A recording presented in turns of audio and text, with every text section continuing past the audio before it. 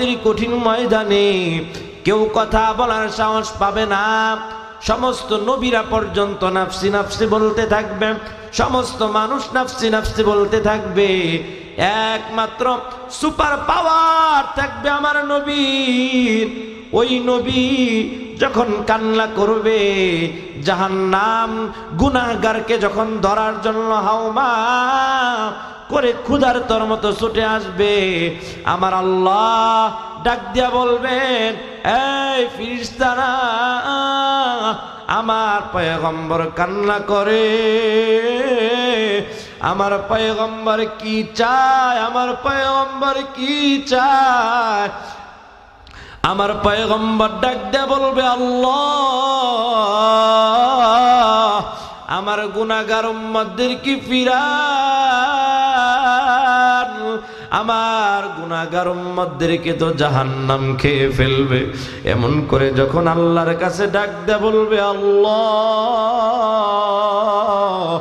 জাহান্নাম ফিরান, জাহান্নাম ফিরান, আমার আল্লাহ ফেরেশতাদেরকে ডাক দিয়া বলবে, যা একটা পানি দিয়া দিলাম জাহান্নামের উপরে ছিটা দে।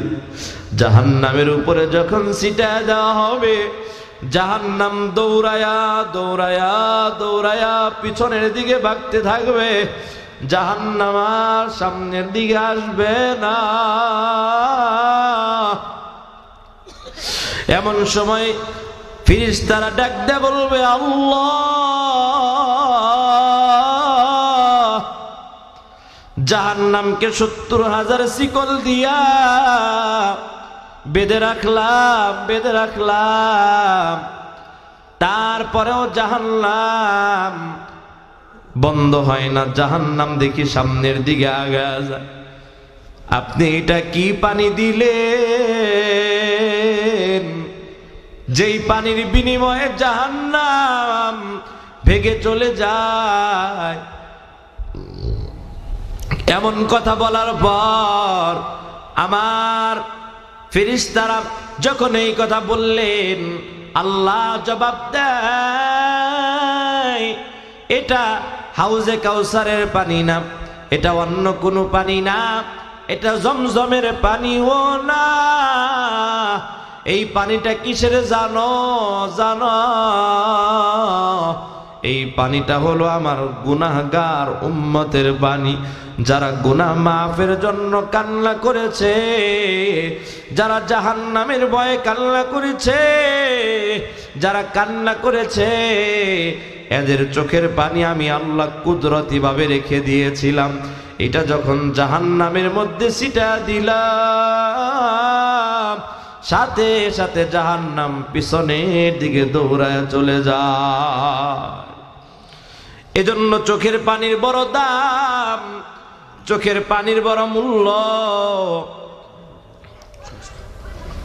চোখের পানির বড় মূল্য।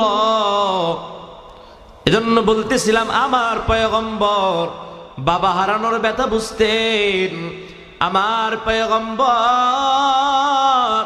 মা হারানোর ব্যথা বুঝতেন, আমার পয়গম্বর কান্না করতেছে। এমন সময় মা আমেনাকে ডাক দেয়া বলে, আমেনা, আমার পয়গম্বরের কান্না আমার আল্লাহর সহ্য হয় না, আমার আল্লাহর সহ্য হয় না, আপনি আপনার সন্তানদেরকে নিয়ে তাড়াতাড়ি চলে যান। যাওয়ার পথে মা আমেনার প্রচন্ড রকমের বুকে ব্যথা উঠে গেল, ব্যথা। উম্মে আইমানকে বলে, হে উম্মে আইমান, আমার সন্তান মুহাম্মদকে আমার বুকে দাও। মুহাম্মদকে বুকে নিয়া মা ডাক দিয়া বলে, এ সন্তান, মনে হয় এটাই তোমার মাকে শেষ দেখা, আর মনে হয় তোমার মাকে দেখতে পারবা না। আমার পয়গম্বরের বাবা তো নাই, বাবাকে দেখতে এসে আমার পয়গম্বরের মা দুনিয়া থেকে বিদায় নেয়। দাদা আব্দুল মুত্তালিব বলতে মাঝে মাঝে আমার নাতি যখন আমার বুকে থাকতেন, আমার বুকে আম্মু আম্মু বলে মাঝে মাঝেই চিল্লায়া উঠতেন। জানি না গো এমন দরদি মা কার নাই, এমন দরদি বাবা কার নাই। সন্তান যখন মাহফিলে আসলো, সন্তানকে সন্তানের দিকে মা তাকায়া থাকে, সন্তানের দিকে বাবা তাকায়া থাকে। সন্তান ওই মাহফিলে গেলাম, তোমাকে কত আদর করলাম, তোমাকে কত যত্ন করলাম। মা তাকাইয়া তাকাইয়া বলে, ও সন্তান, আমি মার জন্য কি মায়া হয় না? আমি বাবার জন্য কি মায়া হয় না? আমি মার জন্য তুমি কি দান করো না? আমার মার জন্য তুমি কি দোয়া করতে পারো না? এমন করে যখন মা কবর থেকে ডাকতে থাকে, সন্তান আমি যখন ছিলাম তোমার টাকা পয়সা ছিল না, তোমার ধন সম্পদ ছিল না, এখন আল্লাহ সম্পদ দিয়েছে, এখন কৃপণতা করিও না। আমি আল্লাহ সম্পদ তোমাকে দিয়েছে, এখন মার জন্য দাও, বাবার জন্য দাও। শীতের রাত তুমি কম্বল মুড়ু দিয়া কত আরামে ঘুমাও, আর তোমার মা তোমার বাবা সেখানে কোনো ল্যাপ নাই, সেখানে কম্বল নাই, সেখানে সাথীও নাই, সেখানে বাতিও নাই। এমন কঠিন জায়গায় তোমার মা সেখানে পড়ে আছে। قل يا عبادي الذين أسرفوا على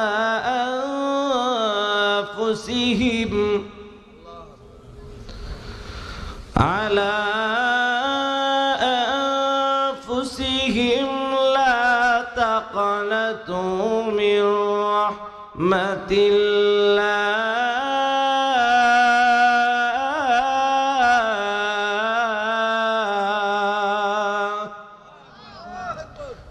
আল্লাহ তাআলা এই আয়াতের প্রথমে বললেন, বান্দা তুই অন্য কারো না, অন্য কারো না। ইয়া ইবাদি অর্থ কি? আমার বান্দা। কার বান্দা? আমার বান্দা। আল্লাহ আসমান বানায়া বলে নাই আমার আসমান, আল্লাহ জমিন বানায়া বলে নাই আমার জমিন, আল্লাহ চন্দ্র বানায়া বলে নাই আমার চন্দ্র, আমার চন্দ্র। আল্লাহ সূর্য বানায়া বলে নাই আমার সূর্য, আল্লাহ গ্রহ নক্ষত্র একটা কিছু বানায়া বলে নাই আমার আমার। কিন্তু বান্দা তার বান্দাকে বড় দয়া করে মায়া করে বানাইয়া বলল, বান্দা তুই অন্য কারো না, অন্য কারো না। বান্দা তুই একমাত্র আমি আল্লাহ, তুই একমাত্র আমি আল্লাহ। তুই বান্দা অন্য কারো হুকুম আহকাম বিধানাবলী মানবি না, তুই অন্য কারো আদেশ মানবি না, তুই একমাত্র আমি আল্লাহর হুকুম মানবি, তুই একমাত্র আমি আল্লাহর আদেশ মানবি। বান্দা আমার আদেশ মানবা, তোমার ঠিকানা হলো জান্নাত, তোমার ঠিকানা হলো জান্নাত। ও বান্দা আমার আদেশ মানবা না, আমার আদেশ মানবা না, দুনিয়ার আগুন আমি দেখাইয়া দিলাম। বান্দা ডিসিশন এখন তুমি নিবা, ওই আগুনে কি তুমি জ্বলতে পারবা? বান্দা তুই দুর্বল, এজন্যই তো আমি আল্লাহ ডাকি, ইয়া ইবাদিয়াল্লাযীনা আসরাফু আলা আনফুসিহিম লা তাকনাতু মির রাহমাতিল্লাহ। বান্দা তুই দুর্বল, এজন্যই তো আমি আল্লাহ বারংবার ডাকি, রে বান্দা হাজার অন্যায় করেছ, হাজার অপরাধ করেছ, হাজার গুনার কাজ করেছ, আমি আল্লাহর কাছে মাফ চা, আমি আল্লাহর কাছে ক্ষমা চা। বান্দা আমি আল্লাহ বললাম লা তাকনাতু মির রাহমাতিল্লাহ, আমি আল্লাহর কাছে মাফ চা, আমি আল্লাহর কাছে ক্ষমা চা।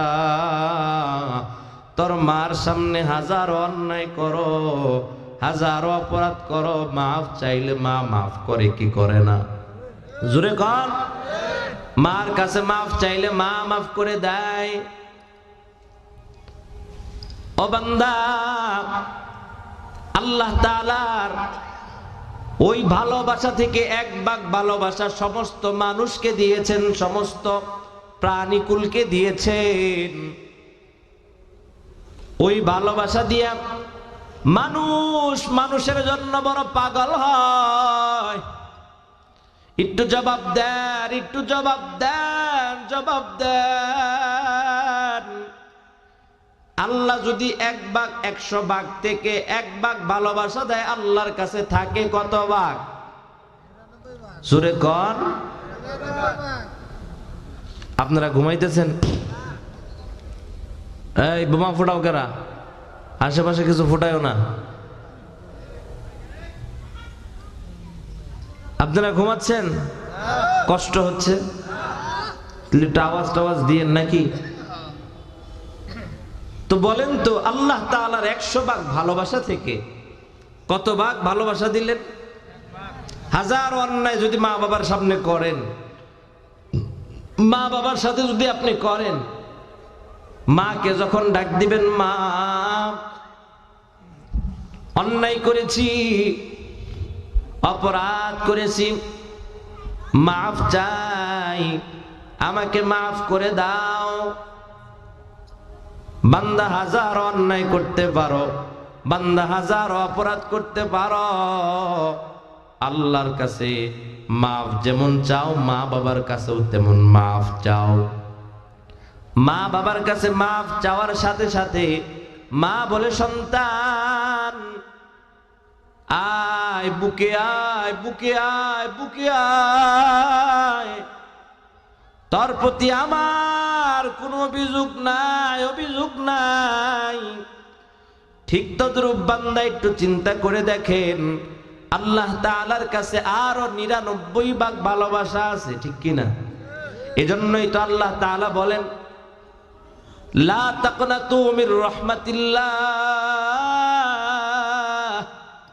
ও বান্দা, কত অন্যায় করেছ, কত অপরাধ করেছ, কত গুনাহ করেছো বান্দা। যত অন্যায় করো না কেন, যত অপরাধ করো না কেন, আমি আল্লাহর কাছে ক্ষমা চাও, আমি আল্লাহর কাছে মাফ চাও। আমি আল্লাহ সব সময় আমার রহমতের দরজা খোলা রেখেছি। মাফ চাইতে দেরি হবে, ক্ষমা চাইতে দেরি হবে, বান্দা তোমাকে মাফ করতে 1 সেকেন্ড আমি আল্লাহ সময় নেব না। এজন্যই তো কবি বলেন, রাহিম তুমি, গাফর তুমি, আল্লাহ সুবহান। এই পাপীকে মাফ করে দাও মালিক মহিয়ান। এই পাপীকে মাফ করে দাও মালিক মহিয়ান। রাহিম তুমি, গাফর তুমি, আল্লাহ সুবহান। এই পাপীকে মাফ করে দাও মালিক মহিয়ান। এই পাপীকে মাফ করে দাও মালিক মহিয়ান। তুমি আমার শেষ ভরসা, মাফি পাবো এই তো আশা। তুমি আমার প্রেম ভরসা, তুমি আমার প্রেম ভরসা, মাফি পাবো এই তো আশা। তুমি ছাড়া দুনিয়াতে, তুমি ছাড়া আখেরাতে আর তো মাবুদ নাই। এই পাপীকে মাফ করে দাও মালিক মহিয়ান। এই পাপীকে মাফ করে দাও মালিক মহিয়ান। এজন্য আল্লাহ তাআলা বলেন, বান্দা 1000 যদি অন্যায় করে থাকো, 1000 যদি অপরাধ করে থাকো রে বান্দা, আর দেরি করো না। আজকে মনে করো একটা করে দিন যায়, তুমি মনে করো তোমার সময়টা মনে হয় বাড়ে, এটা মনে করি না? একটা করে দিন যায় আমরা কি মনে করি? সময় মনে হয় বাড়ে, তাই না? বান্দা নাম, একটা করে দিন যায় তোমার সময় বাড়ে না, বাড়ে না। একটা করে দিন যায় তোমার সময় কমে আসে, তোমার কবরটা কাছে চলে আসে না, দূরে চলে যায়। জোরে কন, জোরে কন। একটা করে দিন যায় কবর দূরে চলে যায় না, একটা করে দিন যায় বরঞ্চ কবর কাছে চলে আসে রে বান্দা। আর কত অপরাধ করবা, অন্যায় করবা। আমি আল্লাহ বারংবার ডাকি, বান্দা অন্যায় যত করেছ করো, কোনো সমস্যা নাই, কিন্তু আমি আল্লাহর দরবারে ফিরে আসো, আমি আল্লাহর কাছে মাফ চাও। আমি আল্লাহ তোমার জন্য রহমতের দরজা খুলে রাখছি রে বান্দা। তুমি যখনই বান্দা আসতে চাইবা, আমি আল্লাহর রহমতের কুলে তোমাকে উঠায় নিব। এজন্য মাফ চাওয়ার দরকার আসেনি নাই? জোরে কন। অবশ্যই আছে। তো মাফ চাইতে হলে আল্লাহ তাআলার কাছে চাইতে হবে, না দুনিয়ার অন্য কারো কাছে চাওয়া যাবে? আল্লাহ তাআলার কাছে চাইতে হবে, অন্য কারো কাছে যাওয়া যাবে না। এজন্যই তো আল্লাহ তাআলা বলেন, ওয়াকাদা রাব্বুকা আল্লা তা'বুদু ইল্লা ইয়্যা, বান্দা ইবাদত করবা একমাত্র আমি আল্লাহর। কার? মনে আছে আমি যে বলছিলাম যে দুইটা আদেশ আল্লাহ তাআলা করেছেন, কয়টা? এক নাম্বার, আল্লাহ ব্যতীত অন্য কারো ইবাদত করা যাবে না। সিজদা করব না গায়রুল্লাহ, সিজদা করব ইল্লাল্লাহ, লা ইলাহা ইল্লাল্লাহ, লা ইলাহা ইল্লাল্লাহ, আসমান জমিন গায়রুল্লাহ। গায়রুল্লাহ না ইল্লাল্লাহ? জোরে বলেন। আসমান জমিন কি? ইল্লাল্লাহ, গায়রুল। পাহাড় পর্বত গায়রুল্লাহ, বাজার মাজার গায়রুল্লাহ, সিজদা করব না গায়রুল্লাহ, সিজদা করব ইল্লাল্লাহ, লা ইলাহা ইল্লাল্লাহ। এজন্য মুসলমান জবাব দেন, সিজদা কাকে করতে হবে? জোরে আওয়াজ দেন, সিজদা কে পাবে? ইবাদতের মালিক একমাত্র কে? আর একটু জোরে আওয়াজ দিয়ে বলেন, ইবাদতের মালিক একমাত্র কে? ইবাদত করব একমাত্র আল্লাহর, অন্য কারো ইবাদত করা যাবে না, অন্য কারো গোলামি করা যাবে না, অন্য কারো হুকুম আহকাম বিধানাবলী মানা যাবে না। একমাত্র আল্লাহ তাআলার ইবাদত করব। দুই নাম্বার, আল্লাহ তাআলা বলেন ওয়াবিল ওয়ালিদাইনি ইহসানা। আল্লাহ তাআলা বলেন তোমার পিতা মাতার প্রতি ইহসান করো, দয়া করো, অনুগ্রহ করো। কার প্রতি? আমরা ইহসান করি। কেমন ইহসান? যে সন্তান যখন ছোট ছিল, বাবা কাছে যখন জিজ্ঞেস করতো, বাবাকে যখন জ্বালাতন করত, বাবার কাছে যখন এটা ওঠা জিজ্ঞেস করত, সন্তান 1000 বার জিজ্ঞেস করত, বাবা 1000 বার উত্তর দিত। ঠিক কিনা? জোরে কন। একবারও বাবা রাগ করতো না। কিন্তু আমরা যখন বড় হই, বড় হওয়ার পর বাবা যদি 1 থেকে 2 বার কোনো একটা কিছু জিজ্ঞেস করে, বাবাকে বলে তোমাকে এতবার একটা জিনিস বলে বোঝাতে হয়। ঠিক কিনা? এটা হলো সন্তানের অভ্যাস। আর বাবার অভ্যাস কি? 1000 বার তুমি জিজ্ঞেস করতে পারো, 1000 বার তোমাকে উত্তর দিয়ে দিব। আল্লাহু আকবার বলেন। এ মুসলমান ইমানদার আল্লাহর গোলাম, মার সাথে বাবার সাথে খারাপ আচরণ করা যাবে না। তাদের সাথে খারাপ ব্যবহার করা যাবে না। এ বান্দা, তাদের সাথে যদি খারাপ ব্যবহার করো, খারাপ আচরণ করো, মনে রাখবা, মনে রাখবা, তাদের সাথে যদি খারাপ আচরণ করো, তাদের সাথে যদি অন্যায় করো, তারা যদি তোমার উপরে রাগ হয়, বেজার হয়, মনে রাখবা আল্লাহ বেজার, আল্লাহ বেজার, আল্লাহ বেজার। আর যদি মা এবং বাবা খুশি হয়, মনে রাখবা আল্লাহ তাআলাও তোমার উপরে খুশি। কে খুশি? আল্লাহ তাআলা খুশি। আর যদি মা বাবা তোমার উপরে বেজার হয়, তোমার উপরে যদি অসন্তুষ্ট থাকে, মনে রাখবা আল্লাহ তাআলাও তোমার উপরে অসন্তুষ্ট। কে? আল্লাহ অসন্তুষ্ট। আমার পয়গম্বর কেমন করে এতিমদেরকে আদর করতেন, ভালোবাসতেন, মোহাব্বত করতেন। সাইলাবাতুল আনসারী রাদিয়াল্লাহু তাআলা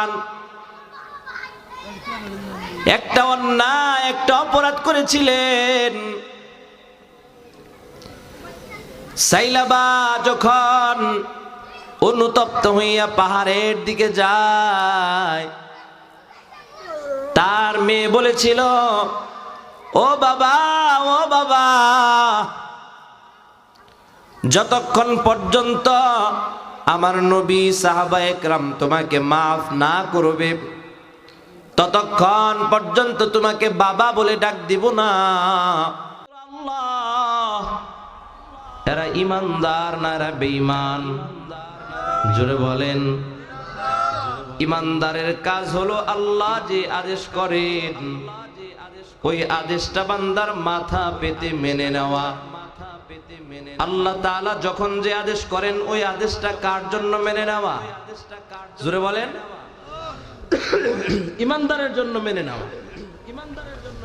ইমানদারের গুণ হলো এটা, যে যখনই আল্লাহ আদেশ করবেন ডানে বামে তাকানো যাবে না, একমাত্র আল্লাহ তাআলার আদেশের উপরে ঝাঁপিয়ে পড়তে হবে। কার আদেশের উপরে? আল্লাহ তাআলার আদেশের উপর ঝাঁপিয়ে পড়তে হবে। যারা ইমানদার, ইমানের উপরে অটল অবিচল থাকে, এটা পরে বলবো, অটল অবিচল থাকলে ইমানের উপরে আল্লাহ তাআলা তাকে দুইটা নিয়ামত দেয় দুনিয়াতে। সুবহানাল্লাহ বলেন। এটা পরে বলবো, মনে রাখবেন। তার আগে আমি যেটা বলতেছিলাম, ইমানদারের গুণ, ইমানদারের কাজ হলো, গোলামের কাজ হলো গোলামি করা। কি করা? গোলামি করা। অন্য কোনো কাজ নাই গোলামের। আপনি আমার আন্ডারে চাকরি করেন, আমার আদেশ যা আপনার কাজ তা, ঠিক কি না? আমার আদেশের অমান্য যদি করেন তাহলে বলেন তো কি অবস্থা হবে? চাকরি থাকবে? চাকরি থাকবে না। ঠিক তদ্রূপ বান্দা, তুমি আর আমি একমাত্র আল্লাহ তাআলার গোলাম। কার গোলাম? আমি আর আপনি একমাত্র আল্লাহ তাআলার গোলাম। আমাদের কাজ হলো একমাত্র আল্লাহ তাআলার গোলামি করা, অন্য কারো গোলামি করা নয়।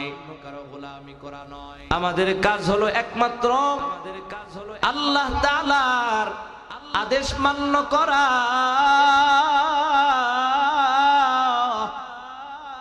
এ বান্দা, অন্য কোনো কাজ নয়। তুমি আল্লাহ তাআলার গোলাম, তুমি একমাত্র আল্লাহ তাআলার ইবাদত করবা। আল্লাহ তাআলা ওই প্রেক্ষিতেই বলেন, ইন্নাল্লাযীনা ক্বালু রাব্বুনাল্লাহ সুম্মা ইসতাকামু ফালা খাউফুন আলাইহিম ওয়ালা হুম ইয়াহজানুন। এই বান্দা, তোমরা ইমানদার, তোমরা মুমিন, মুসলমান। আমি তোমাদেরকে দুইটা আদেশ করব, দুইটা আদেশ। এক নাম্বার আদেশ, ওয়াকাদা রাব্বুকা আল্লা তা'বুদু ইল্লা ইয়্যাহ ওয়া বিল ওয়ালিদাইনি ইহসানা। আল্লাহ তাআলা এই আয়াতের মধ্যে দুইটা আদেশ করেছেন। কয়টা? খুব ভালো করে মনে রাখবেন, পয়েন্টে পয়েন্টে কিন্তু সামনে আগাবো ইনশাআল্লাহ। শুনতে রাজি আছেন না চলে যাবেন? শুনবেন তো ইনশাআল্লাহ। আল্লাহ তাআলা কবুল করুন, সকলেই বলি আমিন। এক নাম্বার, আল্লাহ তাআলা বলেন ইন্নাল্লাযীনা ক্বালু রাব্বুনাল্লাহ। এই আয়াতের মধ্যে আল্লাহ বান্দাকে আদেশ করে, বান্দা তুমি একমাত্র আমি আল্লাহ তাআলার গোলাম। অন্যত্র আয়াতে বলেন, ও বান্দা তুমি ভাবো, তুমি চিন্তা করো যে তোমাকে মনে হয় দুনিয়াতে এমনি এমনি বানানো হয়েছে, এমনি এমনি পাঠানো হয়েছে। বান্দা না না না, তোমাকে এমনি এমনি পাঠানো হয় নাই, তোমাকে এমনি এমনি বানানো হয় নাই। এজন্য আল্লাহ তাআলা কোরআনুল কারীমের মধ্যে বলেন, আফাহাসিবতুম আল্লামা খালাকনাকুম আবাসা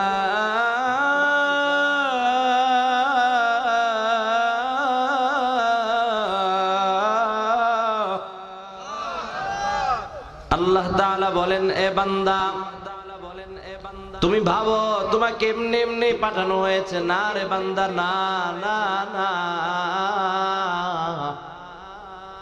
এবার জবাব নাও, আমি আল্লাহ তাআলা তোমাকে কি জন্য বানিয়েছি, কি জন্য পাঠিয়েছি?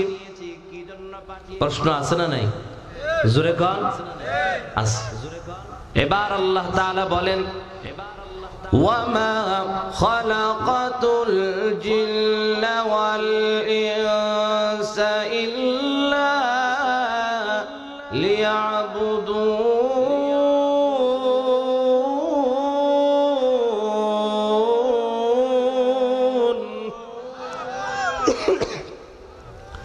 আল্লাহ তাআলা বলেন, ও বান্দা জানো তোমাকে কি জন্য বানানো হয়েছে, কি জন্য পাঠানো হয়েছে? বান্দা দুনিয়াতে পাঠাইলাম। ও বান্দা তুমি মনে করো তোমাকে আমি অনর্থক সৃষ্টি করেছি, অনর্থক বানিয়েছি? না রে বান্দা, না। তোমাকে একমাত্র আমি আল্লাহ তাআলার ইবাদতের জন্য বানাইলাম। বান্দা অন্য কোন কাজের জন্য বানাই নাই। বান্দা অন্য কোন কাজের জন্য বানাই নাই।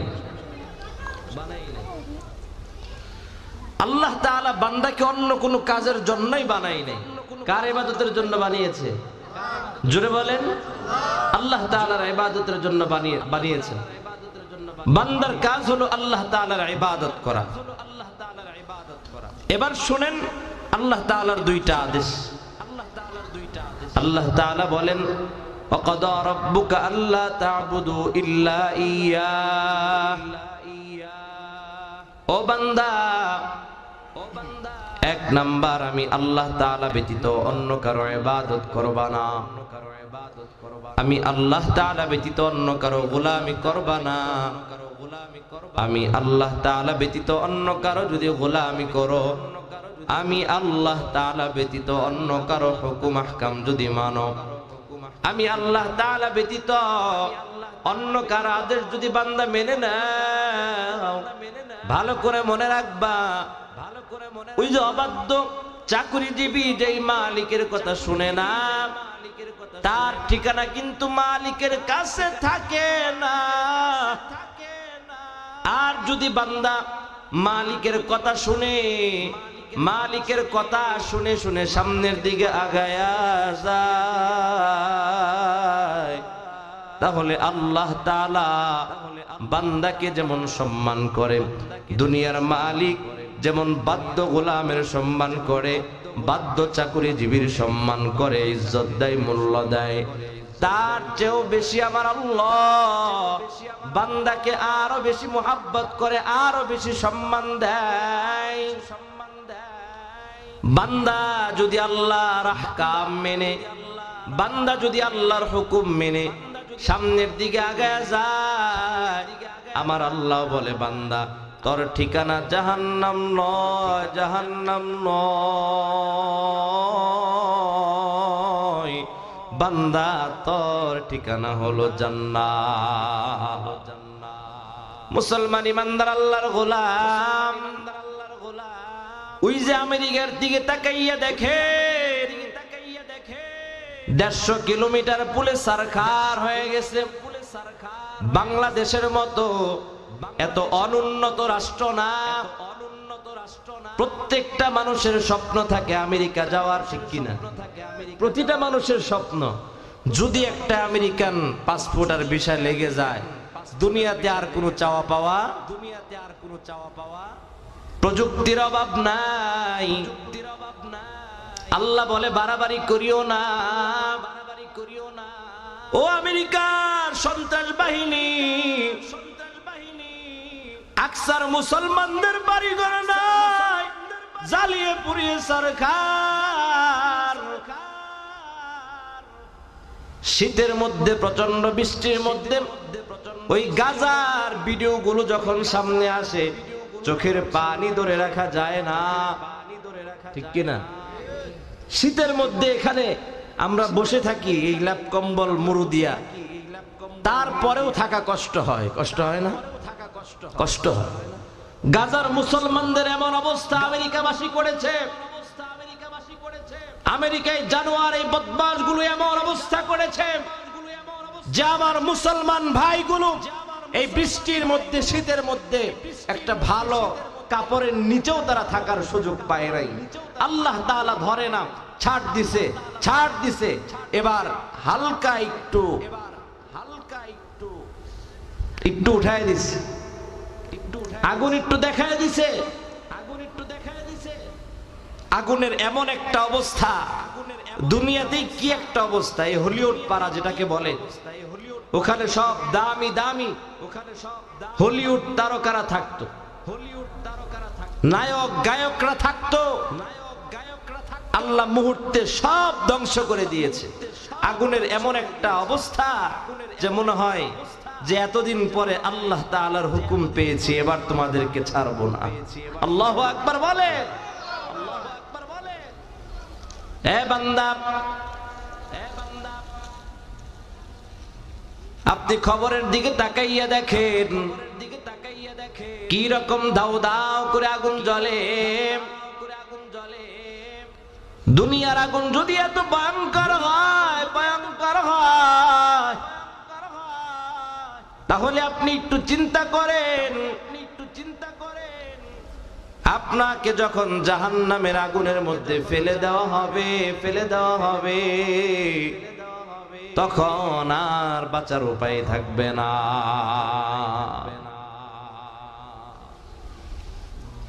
এজন্য বাধ্য গোলামের আল্লাহ তাআলার আদেশ মানা।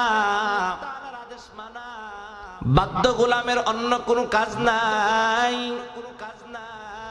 আল্লাহ তাআলা আসমান বানায়, তার আসমান বলে নাই, বলছেনি? বলে নাই। আল্লাহ তাআলা আসমান বানায় বলে নাই আমার আসমান। আল্লাহ তাআলা জমিন বানায় বলে নাই আমার জমিন। আল্লাহ তাআলা চন্দ্র বানায় বলে নাই আমার চন্দ্র। আল্লাহ সূর্য বানায় বলে নাই আমার সূর্য।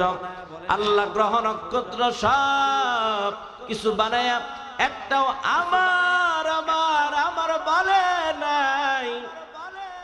কিন্তু আল্লাহ কেমন ভালোবাসতেন। আমার পয়গম্বর সাইলাবার মেয়েকে ডাক দেয়া বলে, ও সাইলাবার মেয়ে, চিন্তা করো না, আজকে থেকে আমি মুহাম্মদ তোমার বাবা হয়ে গেলাম, আর আয়েশা তোমার মা হয়ে গেল। কারণ আমার পয়গম্বর তো ইয়াতিমের কষ্ট বুঝতেন। আমার পয়গম্বর তো মা হারানোর যন্ত্রণা বড় বুঝতেন। আমার পয়গম্বর তো বাবা হারার যন্ত্রণা বড় বুঝতেন। কারণ আমার পয়গম্বর ছোট্টবেলায় মাঠের কিনারায় খেলাধুলা করে। সন্ধ্যা যখন হয়ে গেল, এমন সময় সব সন্তানকে তার বাবা মাঠ থেকে নেওয়ার জন্য আসলো। আমার পয়গম্বর তাকায় তাকায় দেখে সবার বাবা চলে আসছে, সবার বাবা কুলে করে করে বাড়িতে নিয়ে যায়। এবার পয়গম্বর চোখের পানি ফেলে কান্না করে, আমার বাবা কই?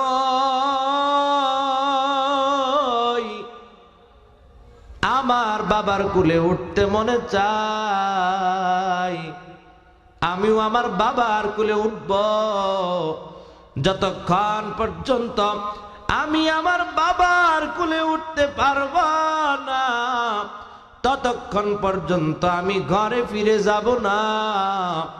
এমন করে পয়গম্বর যখন কান্না শুরু করলেন, আমার পয়গম্বর যখন কান্না শুরু করলেন, এদিক দিয়ে আমার পয়গম্বরের মা তার সন্তানকে খোঁজার জন্য বড় পাগল।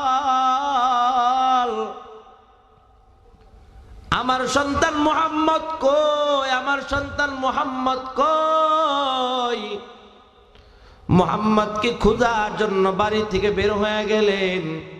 সন্ধ্যা হয়ে যায়, মুহাম্মদ তো আর বাড়ি ফিরে না।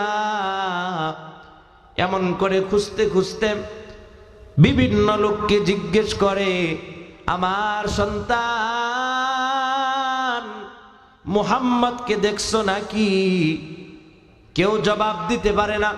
মুহাম্মদ নামের কাউকে আমরা চিনি না, কিন্তু ওই মাঠের কর্নারে বসে বসে এক সন্তান আব্বু আব্বু বলে কান্না করে, আর ডাক দেয়া বলে, যতক্ষণ পর্যন্ত আমার বাবা না আসবে ততক্ষণ পর্যন্ত আমি বাড়ি যাব না, আমি বাড়ি কোশ্চিন কালেও যেতে পারবো না। এমন করে যখন বলতেছে, তখন পয়গম্বরের মা দৌড়াইয়া মাঠের কিনারায় চলে আসলেন। মাঠের কিনারায় চলে আসার পর দেখে আব্বু আব্বু বলে আমার পয়গম্বর কান্না করে। পয়গম্বরের কান্না মা সহ্য করতে পারে না। মা এবার ডাক দেয়া বলে, মুহাম্মদ আমার কোলে আসো, কান্না করো না, আমি তোমার বাবার কাছে নিয়ে যাব। এই কথা বলে আমার পয়গম্বরকে কোলে তুলে নেয়। আমার পয়গম্বরকে কোলে তুলে নেওয়ার পর আমার পয়গম্বরকে নিয়ে বাড়ি চলে গেলেন। বাড়িতে যাওয়ার পর দাদা আব্দুল মুত্তালিবকে ডাক দেয়, আপনার নাতি আপনার সন্তানের কবরটা দেখতে চায়, আপনার সন্তানের কবরটা দেখাতে নিয়ে যাব।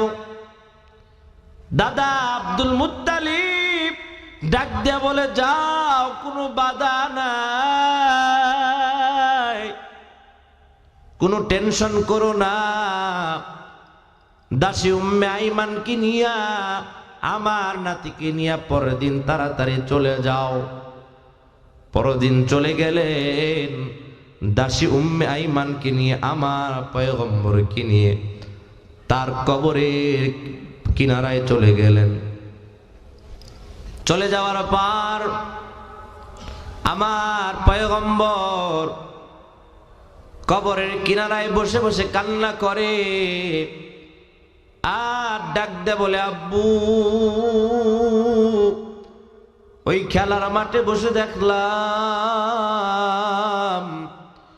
কত সন্তানের বাবা আসে, কত সন্তানের বাবার কুলে করে বাড়ি যায়, কত সন্তানের বাবার কুলে করে বাড়ি যায়। আব্বু আমার বাবার অপেক্ষায় থাকলাম, কিন্তু তোমার অপেক্ষায় আমি সন্ধ্যা পর্যন্ত বসে থাকলাম। সন্ধ্যা পর্যন্ত বসে থাকার পর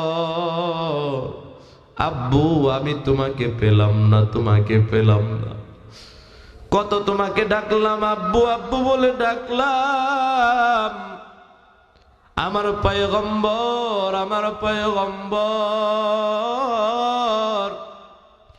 কবরের মধ্যে যখন হাউমা করে কান্না করে, আমার আল্লাহ সহ্য করতে পারে না।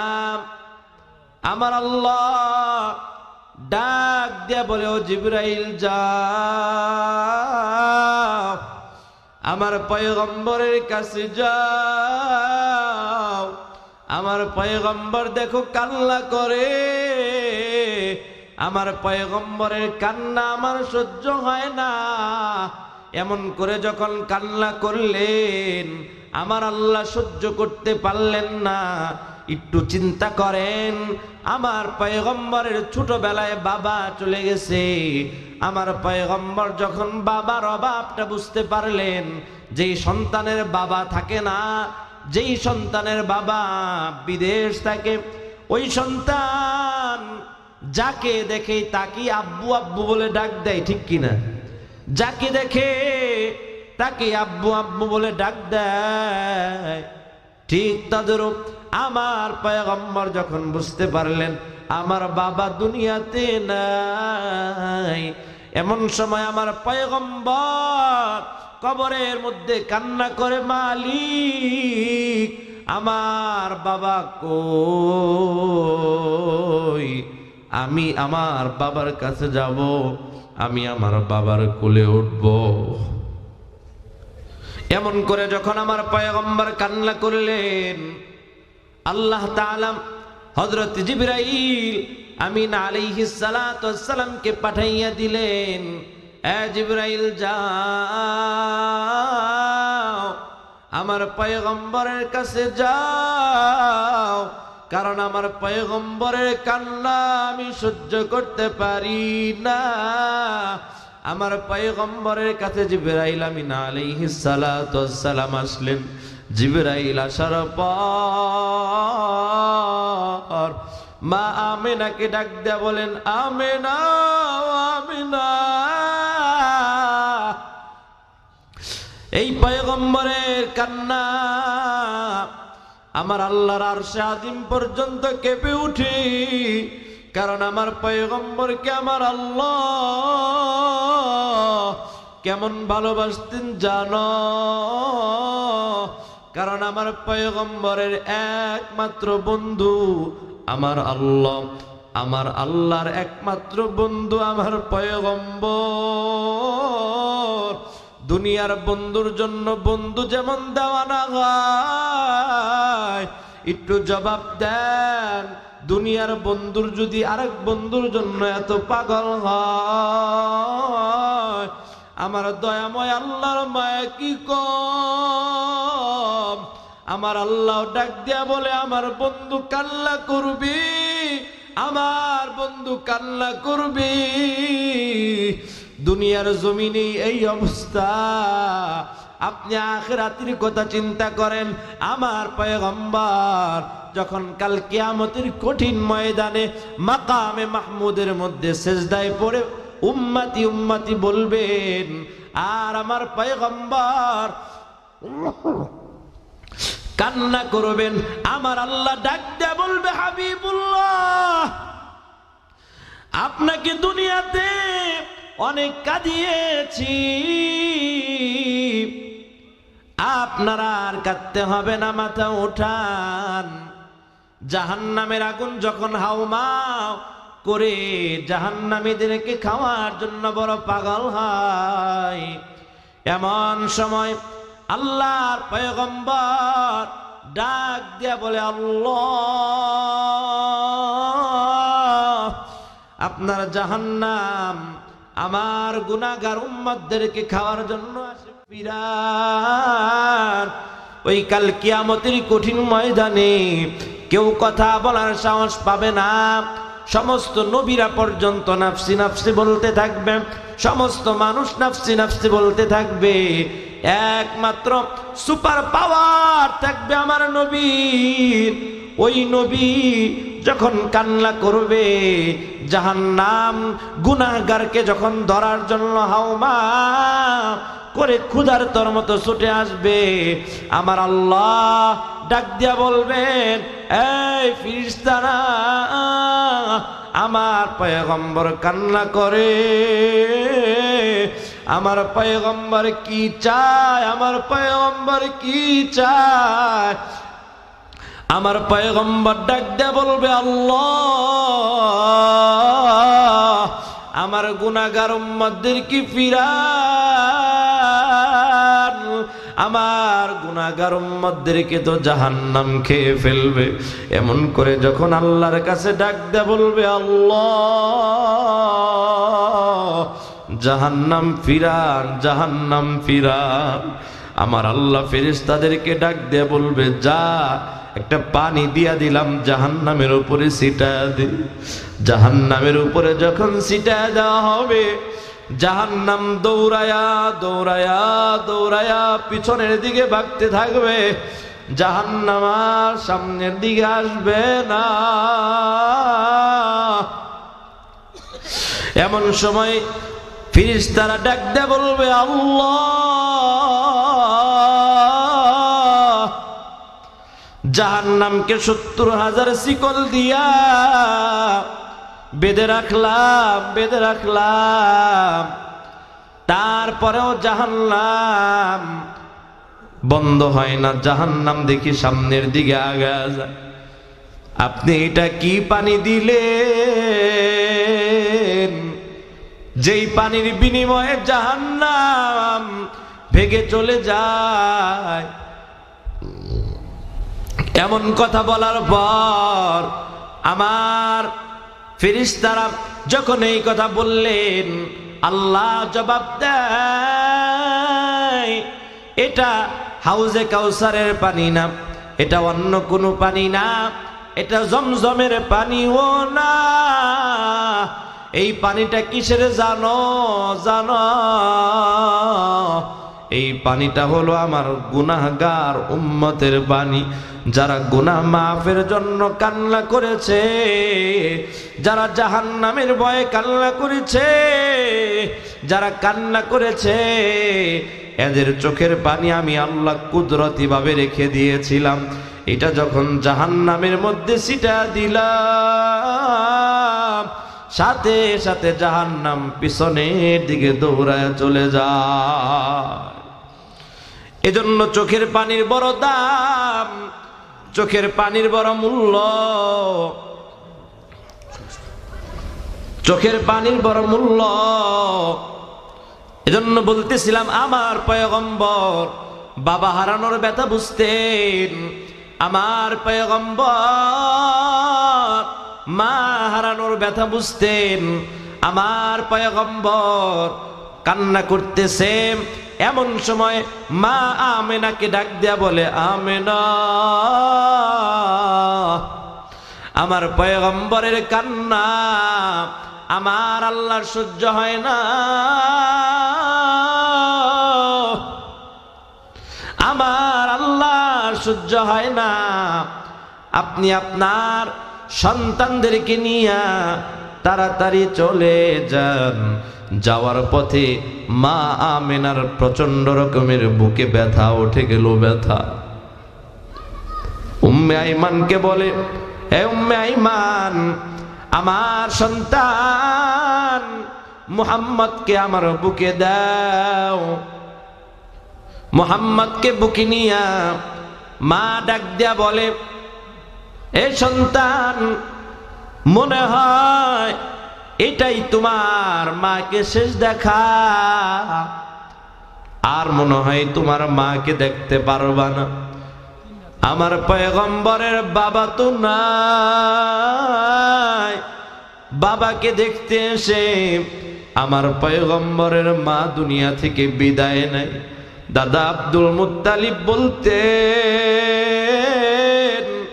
মাঝে মাঝে আমার নাতি যখন আমার বুকে থাকতেন, আমার বুকে আম্মু আম্মু বলে মাঝে মাঝেই চিল্লায়া উঠতেন। জানি না গো এমন দরদি মা কার নাই, এমন দরদি বাবা কার নাই। সন্তান যখন মাহফিলে আসলো, সন্তানকে সন্তানের দিকে মা তাকায়া থাকে, সন্তানের দিকে বাবা তাকায়া থাকে। সন্তান ওই মাহফিলে গেলাম, তোমাকে কত আদর করলাম, তোমাকে কত যত্ন করলাম। মা তাকাইয়া তাকাইয়া বলে, ও সন্তান, আমি মার জন্য কি মায়া হয় না? আমি বাবার জন্য কি মায়া হয় না? আমি মার জন্য তুমি কি দান করো না? আমার মার জন্য তুমি কি দোয়া করতে পারো না?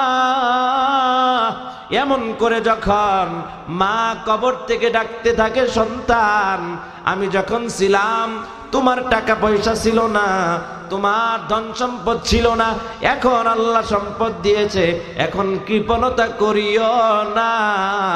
আমি আল্লাহ সম্পদ তোমাকে দিয়েছে, এখন মার জন্য দাও, বাবার জন্য দাও। শীতের রাত তুমি কম্বল মুড়ু দিয়া কত আরামে ঘুমাও, আর তোমার মা তোমার বাবা সেখানে কোনো ল্যাপ নাই, সেখানে কম্বল নাই, সেখানে সাথীও নাই, সেখানে বাতিও নাই। এমন কঠিন জায়গায় তোমার মা সেখানে পড়ে আছে। ও সন্তান, এমন কোন পাগল সন্তান নাই, ওই মার জন্য ওই বাবার জন্য দোয়া করবা, ওই মার জন্য ওই বাবার জন্য আল্লাহর এই ঘরে দান করবা, ঈদগাহ মাঠে দান করবা। এমন কেউ নাই। এমন করে মা কান্না করতে থাকে, বাবা কান্না করতে থাকে। আর যখন বান্দা দান করে, আর যে উদ্দেশ্যে দান করবে, আমার আল্লাহ উদ্দেশ্য পূরণ করে দেয়। সাথে সাথে আল্লাহ মা বাবার কবরের আযাব মাফ করে জান্নাত দেয়। সুবহানাল্লাহ কোন। এজন্য এই আয়াত থেকে আপনাদেরকে দুইটা মেসেজ দিলাম। কয়টা? জোরে কোন। সূরা ইসরা এর আয়াত থেকে আপনাদেরকে দুইটা মেসেজ দিলাম। এক নাম্বার হলো, আল্লাহর ইবাদত ছাড়া অন্য কারো ইবাদত করা যাবে। আর দুই নাম্বার, পিতামাতার প্রতি ইহসান করতে হবে, দয়া করতে হবে, অনুগ্রহ করতে হবে। ও আমার প্রাণের মা, মা গো মা, কোথায় গেলে মোরে ছাড়িয়া? জনম দুঃখী ইয়াতিম আমি, চাই না কেহ ফিরিয়া। ওই মা যার অন্ধকার কবরে, ওই বাবা যার অন্ধকার কবরে, মার জন্য বাবার জন্য আমি এমন একটা মা পাগল, আমি এমন একটা বাবা পাগল। শুধু মার বাবাই নয়, আপনি কমপক্ষে অনেকগুলো নিয়ত করে, যারা আপনার পরিবার থেকে চলে গেছে তাদের নিয়ত করে, ক্ষমার নিয়ত করে, আপনি এই মাহফিলকে উদ্দেশ্য করে, এটা মসজিদ না মাদ্রাসা? ঈদগাহ মাঠ। ঈদগাহ মাঠ। ঈদগাহ মাঠের উন্নয়ন কল্পে মা বাবার জন্য, কোন মা পাগল বাবা পাগল যে বাবার জন্য 1 লাখ, মার জন্য 1 লাখ, অথবা বাবার জন্য 50, মার জন্য 50, এমন